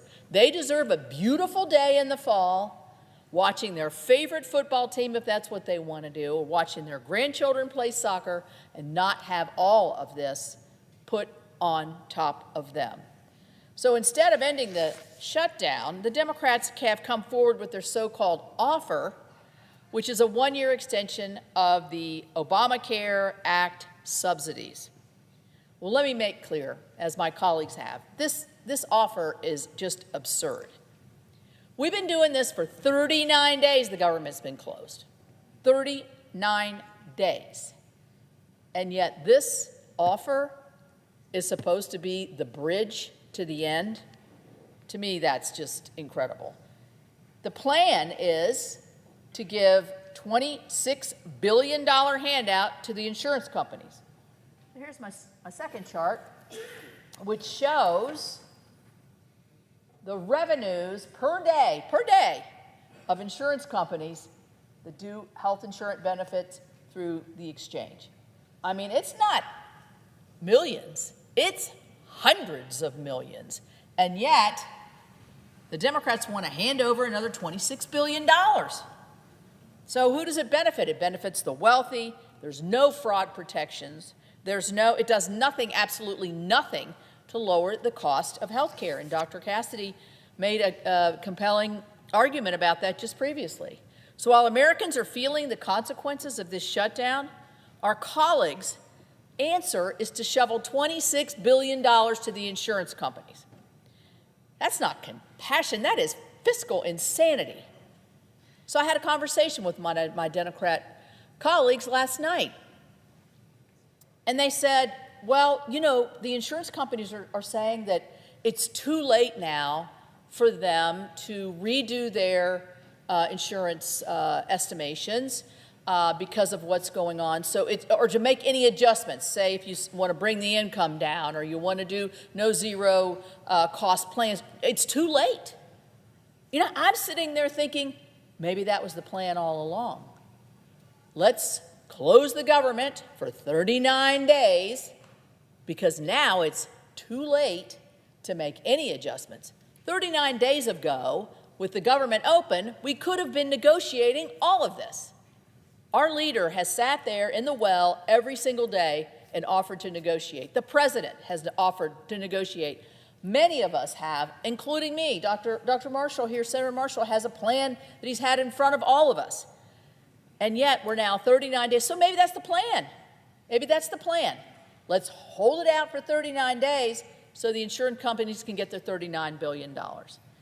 And let's not forget what these subsidies are from. They're out of the COVID era, from the health care that they created and proudly call Obamacare, which none of us voted for.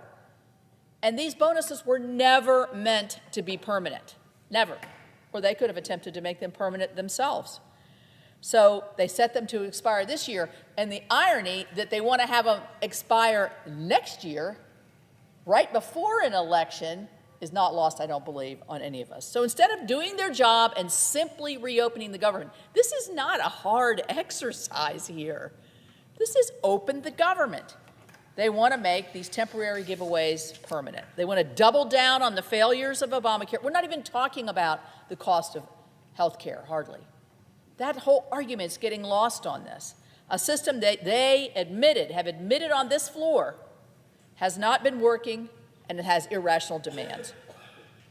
So these so-called premium subsidies, they don't lower the cost of health care. They simply shift the cost onto the taxpayer. And under the proposal, wealthy families, people making hundreds of thousands of dollars, would now qualify for taxpayer-funded health care. How many times have I sat on this floor and heard the argument from the other side that all we care about are millionaires and billionaires and eliminating taxes for them, when they themselves are putting $26 billion into the hands of very wealthy companies, but also individuals are able to take advantage of these. So how is that fair to a coal miner in Logan County or a nurse in Mon County or a teacher in Wheeling? It just plain is not. These West Virginians work hard every day. They pay their taxes. They expect government to live within its means. Well, not to say, they expect government to be open. Isn't that kind of a given here? Government to be open and not hand out big bonuses to big insurers or the wealthy. So meanwhile, because of this shutdown, real people are paying the price. My state of West Virginia, not just thousands of families and people, hundreds of thousands of people are losing their SNAP, have lost their SNAP benefit, which they rely on every month. So when I think about that, what do I think about? I think about the young mother who's maybe a single mother with 2 kids, who's working hard every day but can't get insurance through their employer. They're working hard every day. She's got to be frantic, so concerned about how is she going to care for her kids. That is just an excruciating thought for any mother to have. We have our seniors have the same thoughts.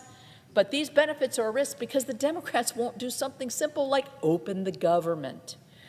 Our federal employees, our park rangers, our mine safety, my mine safeties, I've got a lot of coal mines.